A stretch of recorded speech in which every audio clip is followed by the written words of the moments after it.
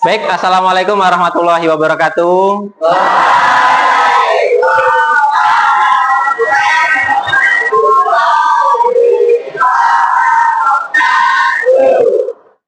Untuk mengawali kegiatan pada siang hari ini, silakan ketua kelas untuk memimpin doa terlebih dahulu. Semua siap. Mari lakukan kita berdoa sesuai percaya dan keyakinan kita masing-masing. Berdoa.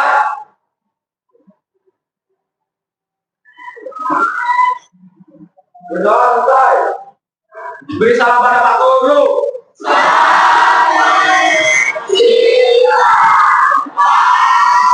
Selamat siang. Gimana kabarnya? Oke. Untuk mengawali pada siang hari ini, Pak Arif akan mengecek kehadiran terlebih dahulu. Siapa yang tidak hadir? Alfiana Utamasari. Kelas absen berapa? 30. Keterangannya apa? Alpha. Oke, selanjutnya hari ini kita akan mempelajari terkait dengan satu materi, yaitu tentang jaga konsistensi. Untuk mengawali kegiatan pada hari ini, silahkan berdiri terlebih dahulu. Kita akan menyanyikan 7 jurus BK hebat.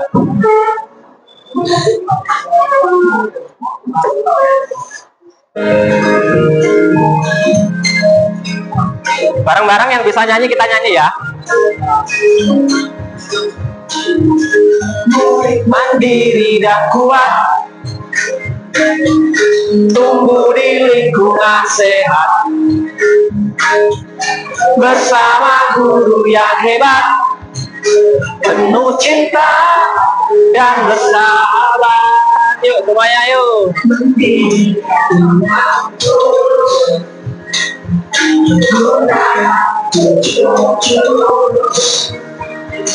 Kenali potensi,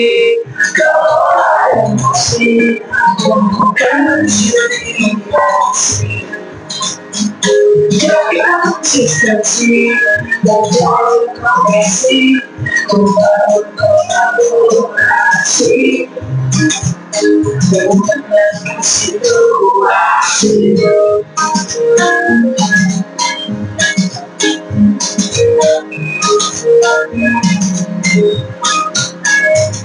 Sekolah menengah dan juga dunia, teman berbuka bersama kita menjadi mantul kurang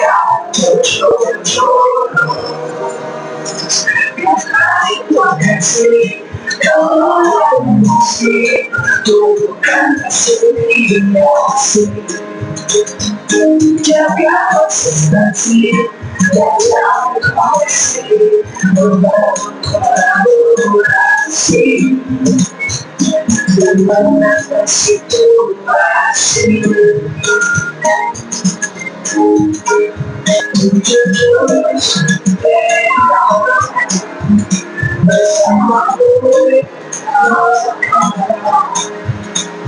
Tujuh jurus BK hebat.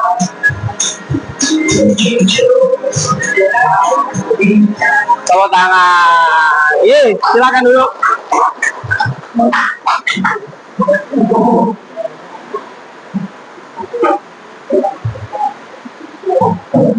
Baik, dalam mempelajari jaga konsistensi ini, Pak Arif ada mini game, permainan. Silakan kalian membentuk kelompok, satu kelompok 2 orang, berpasang-pasangan dengan satu bangkunya aja ya. Oke, silakan hadap-hadapan. Jangan saling pandang-pandangan ya. Kemudian setelah itu instruksinya adalah kalian silakan melakukan switch untuk menentukan mana yang menang dan mana yang kalah. Dalam hitungan ketiga, 1, 2, 3, switch.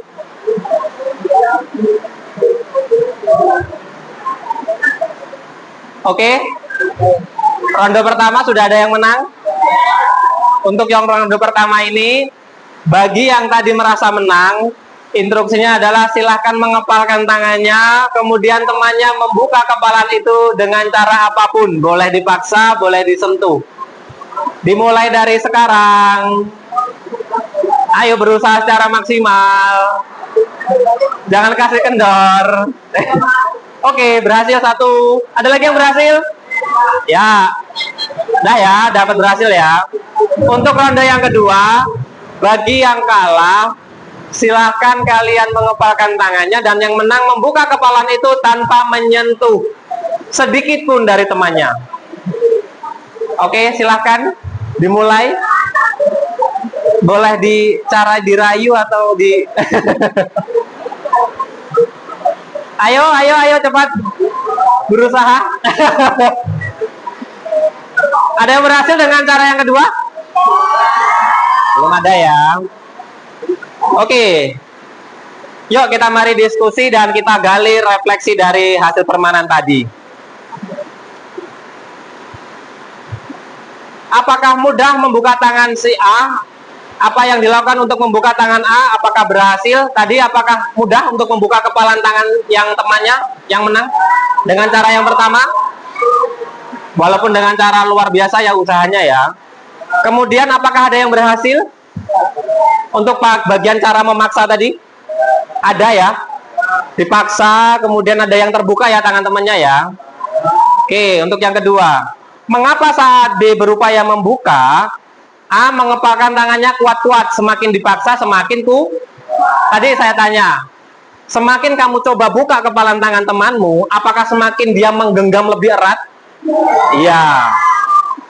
Untuk yang ketiga, pertanyaan adalah apa yang dia lakukan untuk membuka kepalan tangan B tanpa menyentuh? Ada yang tadi coba caranya apa temannya tadi tanpa menyentuh? Dirayu Oh, dia diem aja. Bergerak-gerak sendiri? Apakah ada yang berhasil tanpa menyentuh tadi membuka kepalan tangan? Belum ada yang berhasil ya. Menurut kalian, mana yang lebih mudah? Apakah ronde pertama dengan cara dipaksa? Apakah ronde kedua tanpa menyentuh? Wow, ronde pertama ya. Oke. Dalam kehidupan sehari-hari, cara mana yang lebih sering kita lakukan? Berarti kalian lebih sering dengan cara memaksa. Adiknya nggak mau, ambilin kue. Nggak mau, paksa. Kalau nggak mau, dipaksa gitu ya. Kalau dengan cara yang dipaksa itu, apakah menurut kalian akan bertahan lama? Pasti perubahannya hanya pada saat itu saja dan tidak bertahan lama. Oke, lihat ke depan. Di situ ada kesadaran berbanding dengan paksaan. Filosofinya seperti yang tadi kita mainkan, yaitu tentang gembalan tangan. Genggaman tangan tadi, mengapa kita tidak suka dipaksa dan diperintah? Itu karena kita memiliki kebutuhan dasar, manusia ingin dihargai dan memiliki otonom. Kemudian ingin memiliki kemerdekaan. Jika otonomi atau kemerdekaan tadi diusik, maka kita pasti akan mencoba untuk mempertahankan diri. Ya enggak? Akan semakin menutup akan mempertahankan diri kita.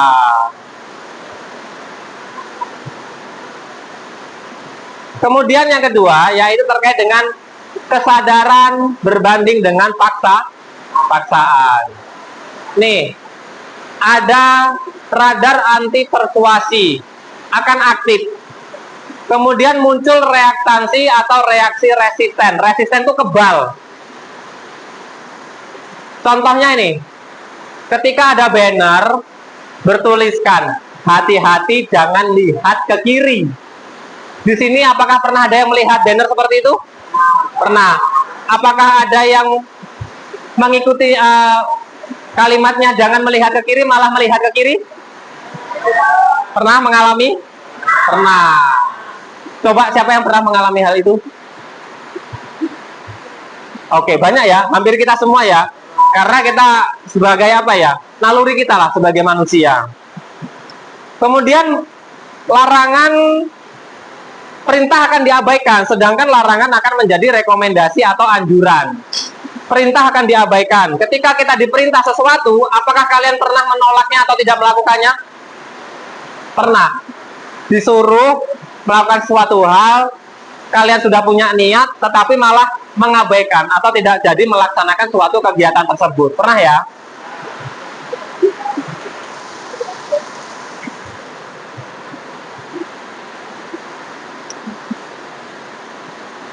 Ini ada sedikit video cuplikan terkait dengan perintah, tapi dia malah mengabaikan perintah tersebut.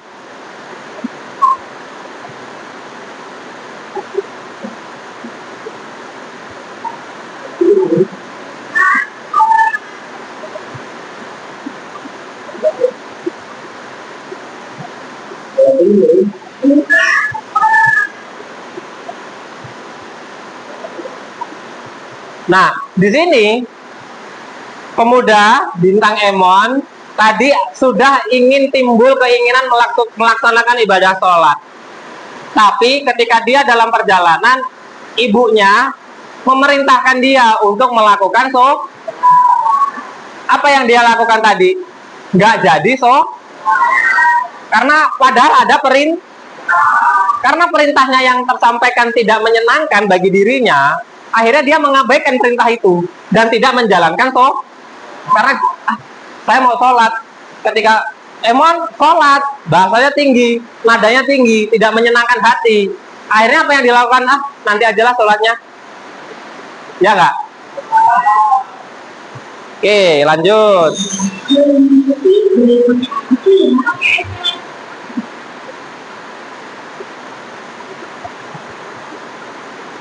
Di dalam diri kita ada 10 tombol ajaib. Di antaranya bisa kita lihat, ini menjadi suatu daya perintah dalam diri. 1, kesenangan, enjoy, bahagia. Ketika kamu melakukan suatu hal didasarkan dari kesenangan, pasti kamu tidak terasa waktunya. Ya nggak? Tiba-tiba siang, tiba-tiba sore, oh ternyata sudah ada 1 jam atau 2 jam kemudian, karena menyenangi kegiatan tersebut. Kemudian yang kedua, kebanggaan. Kamu mengerjakan soal matematika. Ternyata kamu bisa mengerjakan itu dan mendapatkan hasil jawaban yang benar. Bangga tuh rasanya.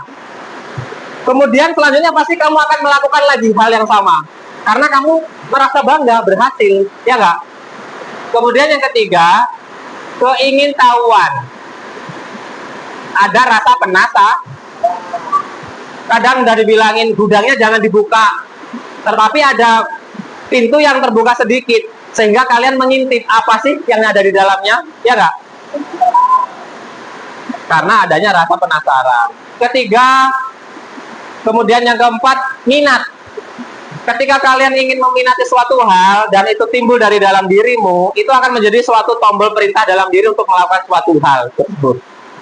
Kemudian ada tujuan. Sekolah tujuannya pengen mendapatkan ranking 1. Bagaimana caranya? Belajar dengan dilakukan terus menerus. Kemudian adanya kebutuhan atau need. Selanjutnya mendapatkan manfaat. Kemudian adanya tantangan. Tantangan itu berupa banyak hal. Ketika kita ditantang teman, itu juga bisa menjadi suatu motivasi untuk diri kita. Contoh, ala kamu mungkin nggak bisa nih ngerjain ini, saya tantang, coba kamu kerjain soal nomor 5. Ketika kita tertantang, timbul tuh rasa kita untuk melakukan hal tersebut. Kemudian adanya keyakinan, tapi ini harus ditanamkan dalam diri kita. Kemudian adanya makna. Ketika melakukan suatu hal, terkandung maknanya, kita mendapatkan makna itu, sehingga kita juga melakukan terus-menerus. Selanjutnya, terkait dengan konsistensi, disiplin ini dibagi menjadi 2, yaitu disiplin biasa dan disiplin positif. Coba ayo dibaca, yang disiplin biasa yang bagian kolom yang pertama, apakah itu?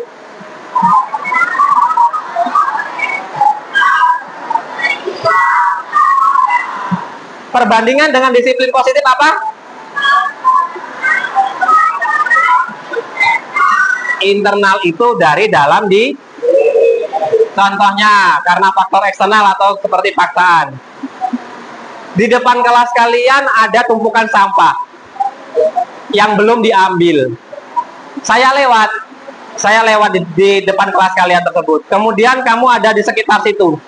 Kemudian saya paksa nih, tanpa saya memberikan suatu pengertian ataupun terkait dengan kesadaran diri tentang kebersihan lingkungan sekolah. Contohnya saya suruh Riko, ambil sampahnya, buang ke dalam kotak sampah. Riko akan melakukan atau tidak? Melakukan. Tapi dengan cara dipak. Ketika Pak Arif tidak ada tumpukan sampah. Kalau dia belum memahami tentang kesadaran kebersihan lingkungan, pasti dia tidak akan mengambil atau tidak akan membersihkan lingkungan. Bedanya dengan disiplin positif, saya memberikan Riko ini pemahaman. Riko, ketika nanti kamu membersihkan lingkungan ini, kamu akan nyaman di dalam kelas, kamu akan nyaman di dalam lingkungan sekolah. Kita akan terhindar dari penyakit karena tidak ada tumpukan Ketika Riko sudah paham atau kalian paham terkait dengan kebersihan lingkungan tadi, maka walaupun tidak ada Pak Arif atau tidak akan ada yang memaksa kalian, kamu akan paham, oh ini sampahnya harus dibuang di dalam kotak karena kebersihan lingkungan ini sangat penting. Maksudnya seperti itu. Jadi sama-sama mendisiplinkan, tapi yang satu disiplinnya biasa, yang satunya disiplin positif. Yang kedua, membentuk kepatuhan. Patuh nggak Pak Arif tadi suruh paksa untuk ngambil sampah, patuh kan? Ngambil kan? Kemudian menumbuhkan tanggung jawab kalau dalam disiplin positif. Tapi ketika Pak Arif tidak ada, seperti yang disampaikan di awal tadi, dia tidak sadar akan pentingnya kebersihan lingkungan, maka dia tidak akan mengambil sampah itu karena belum memiliki atau tumbuhnya tanggung jawab. Kemudian disiplin biasa tadi hanya jangka pendek, hanya ketika diawasi, hanya akan dilakukan ketika diperintah. Kalau disiplin positif tanpa diperintah, tanpa diawasi, kalian akan melaksanakan itu secara konsisten dan jangka panjang. Paham ya sampai sekarang ya? Intinya adalah konsistensi tadi diawali dulu dari diri memberikan pemahaman yang baik terkait dengan hal-hal yang ada di sekitar kita. Oke. Sebelum dilanjutkan, Pak Arif ada instruksi lagi. Kalau Pak Arif bilang tepuk satu, kalian tepuk satu. Whack. Tepuk dua. Whack. Nah. Kalau yang nggak tepuk, nanti ada gift-nya. Oke, tepuk satu. Tepuk tiga. Nah, tepuk dua. Oke, lanjut. Kak Setu, kenal dengan Kak Setu? Kenal ya, udah pernah lihat di TV ya. Zaman sekarang jangan mimpi punya anak yang penurut. Kita justru akan frustasi. Mimpilah memiliki anak yang mandiri dan bisa diajak kerja. Karena apa? Zamannya sudah berbeda. Kalau kita menuntut dia harus menurut terus-menerus, ketika tidak ada kita, ya mungkin dia tidak akan menurut. Ya enggak? Tapi kalau dia mandiri dan bisa kita ajak kerjasama, walaupun kita tidak mendampingi ataupun tidak ada pendampingan hal yang lain, dia akan memiliki tanggung jawab yang luar biasa.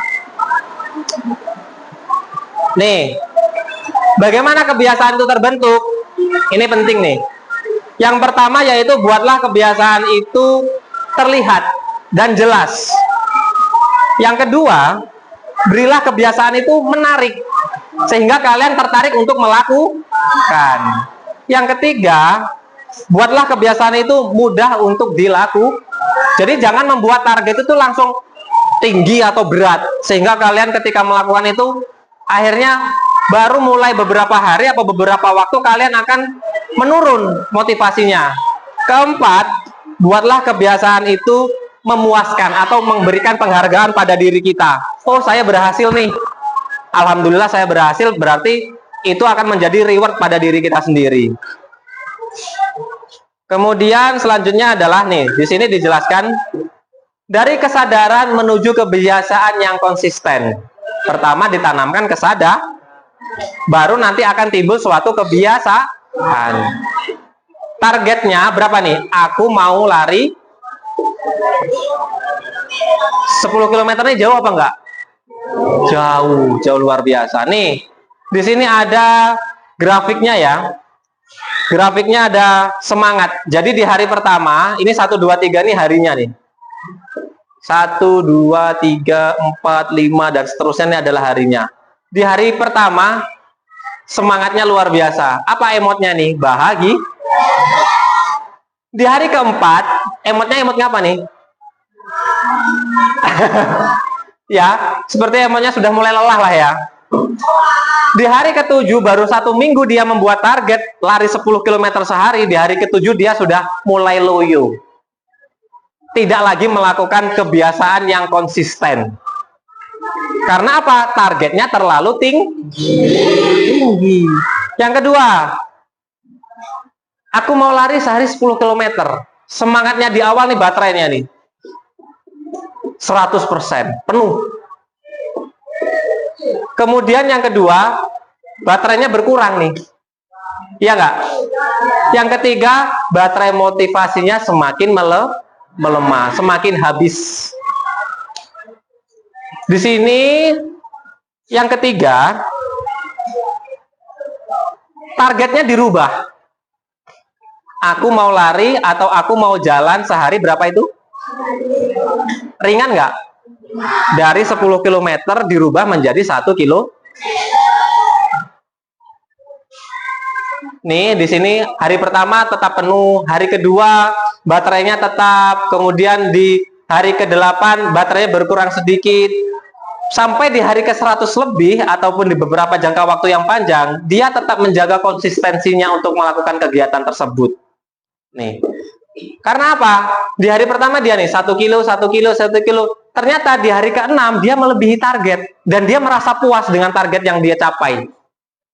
Akhirnya apa? Menimbulkan suatu semangat untuk melaksanakan atau melanjutkan targetnya, yaitu jalan 1 km sehari. Jadi kalau kamu membuat suatu kebiasaan, contoh kamu pengen berangkat sekolahnya tepat dengan waktu, tidak terlambat sekolah, berarti kamu harus membuat target itu awalnya dari hal yang ringan terlebih dahulu. Jangan langsung membuat target yang berat. Orang tidak menentukan masa depan mereka, merekalah yang menentukan kebiasaan mereka, dan kebiasaan itulah yang merekalah yang menentukan masa depan mereka. Artinya apa? Kebiasaan-kebiasaan yang kita lakukan dalam kehidupan sehari-hari ini akan menentukan masa depan kita. Kalau kita dalam kehidupan sehari-hari, tugas nggak dikerjakan, PR di rumah tidak pernah disenggol atau dilihat, ya nggak? Kemudian kita sering malas-malasan tanpa ada kegiatan positif. Kebiasaan itu akan terbawa sehingga kita dewasa, kita juga akan mendapatkan suatu kebiasaan itu yang tidak baik. Sehingga apa? Nasib kita pun, rezekinya pun tidak akan selancar apa yang kebiasaan orang lain dilakukan, contoh kebiasaan yang lebih baik. Selanjutnya nih, sehari sehelai benang, setahun selembar kain. Sedikit demi sedikit lama-lama menjadi bukit. Jadi kebiasaan itu diawali dari hal-hal yang ringan dulu, dari hal-hal yang sedikit demi sedikit, nanti lama-lama kita akan menjadi bukit, menjadi suatu hal yang besar dalam hidup kita. Oke, Pak Arif, ada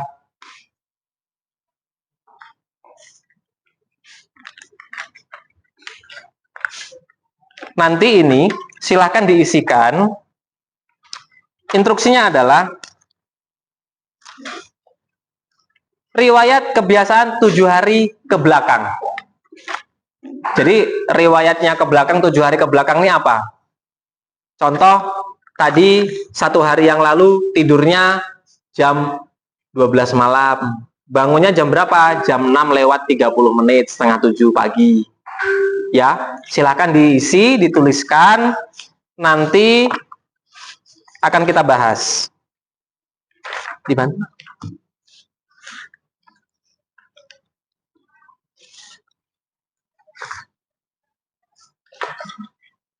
Satu pasang gitu.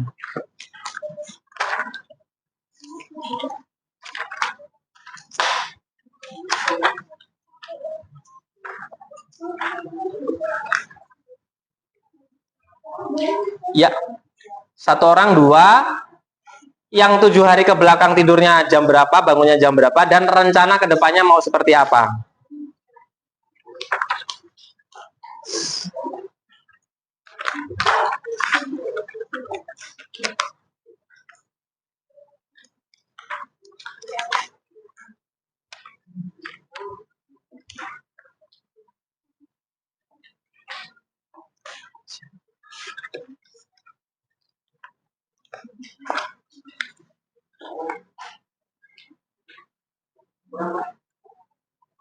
Berapa?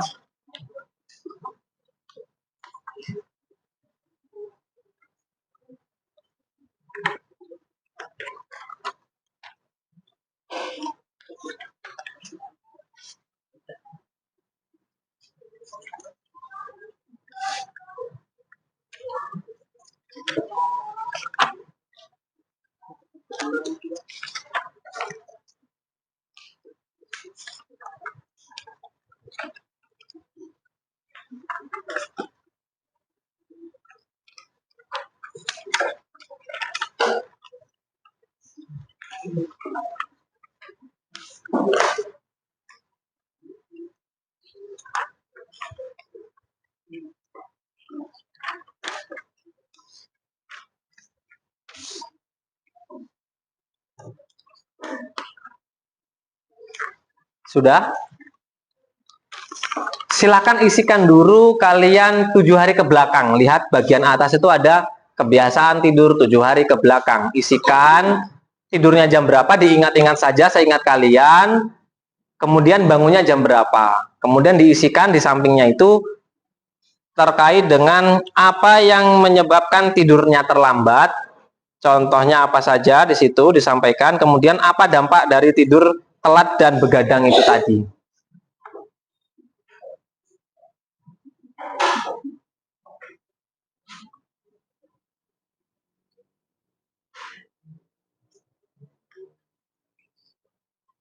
Diisi saja seingatnya, jamnya jam berapa.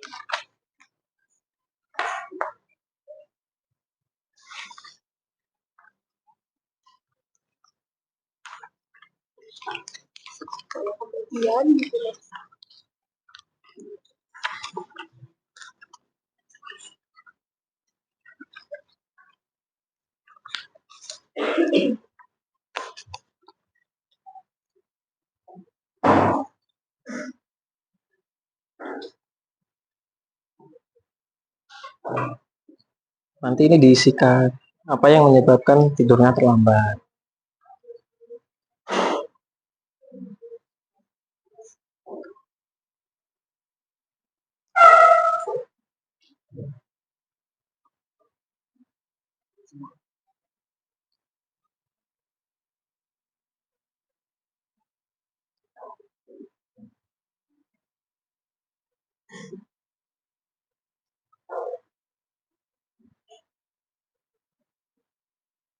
Jujur saja ke belakang tidur begadang nggak apa-apa, ditulis begadang apa adanya.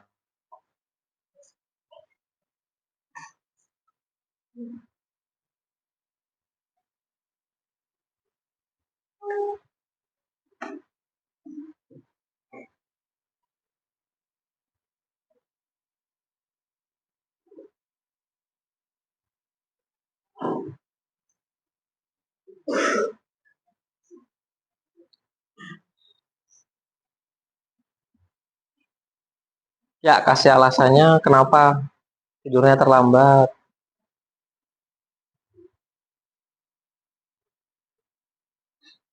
Ada yang sudah?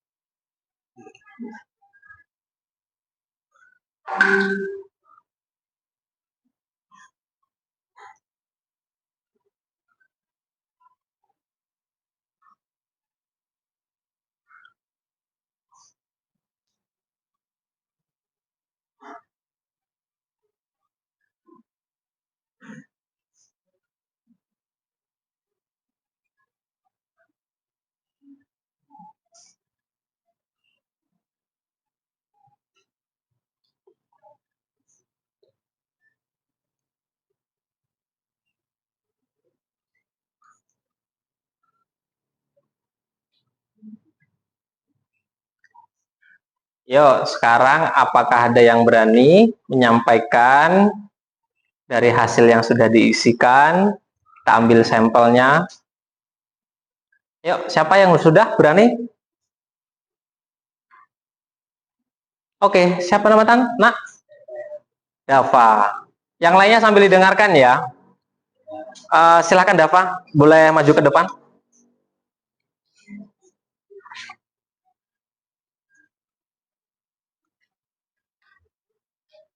Riwayat kebiasaan tidur 7 hari ke belakang saya. Sehari yang lalu saya pergi tidur jam 1:30. Lalu saya bangun pada 06.50. Pada 2 hari yang lalu saya tidur jam 12.30. Lalu saya bangun jam 7.00. 3 hari yang lalu saya tidur jam 1. Lalu saya bangun jam 6:58. 4 hari yang lalu saya tidur jam 01:50. Lalu saya bangun jam 07:05. 5 hari yang lalu saya tidur jam 12:45. Lalu saya bangun jam 06:55. 6 hari yang lalu saya tidur jam 01:45. Lalu saya bangun jam 06:58. 7 hari yang lalu saya pergi tidur jam 02.00. Lalu saya bangun jam 07:15. Apa yang menyebabkan saya tidur telat? Yang pertama, saya main HP sampai malam. Jujur. Lanjut. Lalu saya nongkrong sampai larut malam. Tetap bermain game bersama teman sampai malam hari. Ya, dampaknya apa? Dampak yang saya rasakan dari tidur telat dan begadang yaitu pertama, terlambat datang ke sekolah. Kedua, kurang konsentrasi saat belajar di sekolah. Dan yang ketiga, badan terasa lelah dan lemas. Ya. Kasih tepuk tangan dulu. Sudah berani maju ke depan dan jujur. Sudah buat belum perencanaan tidur untuk 7 hari ke depan? Oke, coba dibuat. Apakah ada yang sudah 7 hari ke depan perencanaan tidurnya? Sudah ada yang sudah selesai? Dava, kita tunggu, coba dibuat.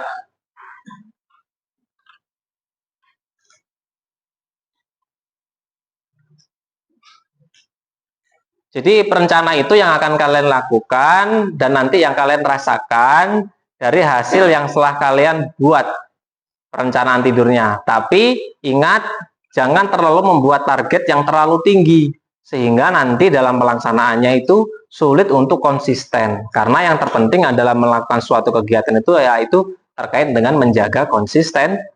Kegiatannya berkelanjutan terus menerus. Kalau dari bahasa agama Islam kita yaitu istiqomah.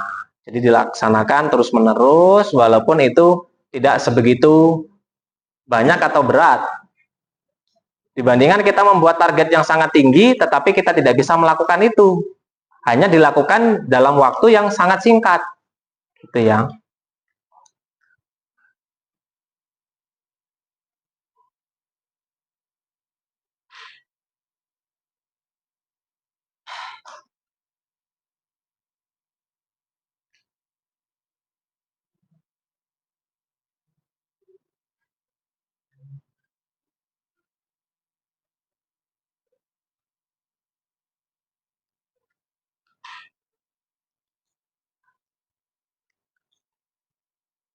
7 hari ke depan yang sudah, yuk.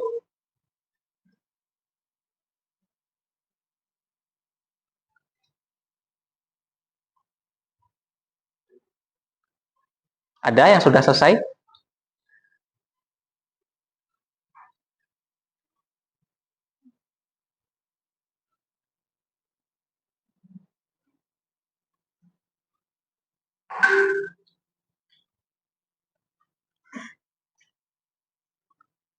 Oke, coba salah satu lagi untuk yang 7 hari ke depan.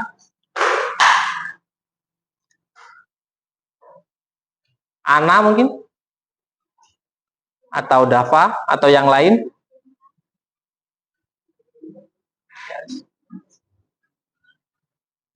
Ya, coba disampaikan perencanaan 7 hari ke depan, kemudian manfaatnya untuk dirinya Ana nanti. Ya, silahkan ke depan dulu.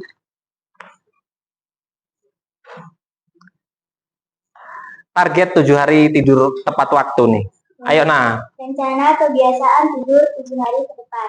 Sehari yang lalu saya tidur jam 21.30, saya bangun jam 5.00. 2 hari yang lalu saya tidur jam 21.50, saya bangun jam 5.15. 3 hari yang lalu saya bangun jam 22.05, saya bangun tidur jam 5.45.